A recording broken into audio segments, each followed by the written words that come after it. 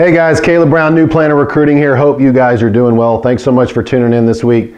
I hope your team won the Super Bowl, if you checked out the big game this weekend. So wanted to talk about humility.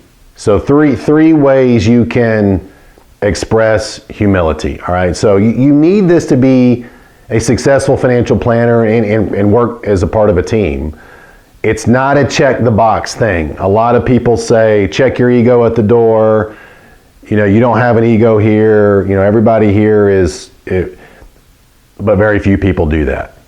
Okay, so let me give you some examples and kind of some ways to maybe frame it a little differently. So let's say you get a new job, you show up to the new firm and you walk in there and you're assuming that you're better than all of the admin and ops staff because maybe they don't have a college degree, and you have a brand new shiny financial planning degree. So you look down on them.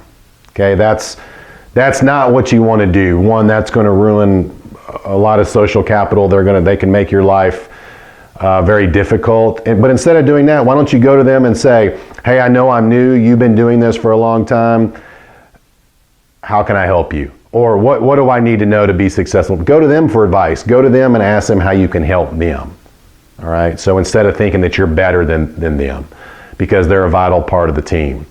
The second one. So maybe you're in a client meeting, it goes well, and your senior planner or CEO, whoever, you guys got a new client, and they say, hey, great job in there. And instead of taking the credit like, yeah, I'm really good at getting business or dealing with the client, just, you know, I'm very fortunate to have some mentors who've worked with me on these initial client meetings and framing it and making it very hard for prospects to say no. Give someone else to credit. And the third one is very similar to the second one.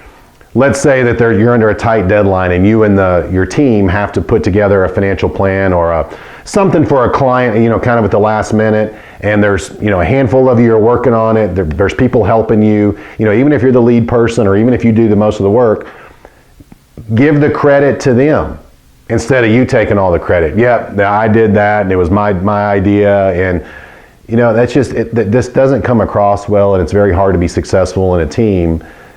If you watch the Super Bowl and you saw Patrick Mahomes interviewed at the end of the game, he wasn't talking about how great he played and what all the stuff he did. He was talking about, hey, we have a great coach. We have Andy Reid.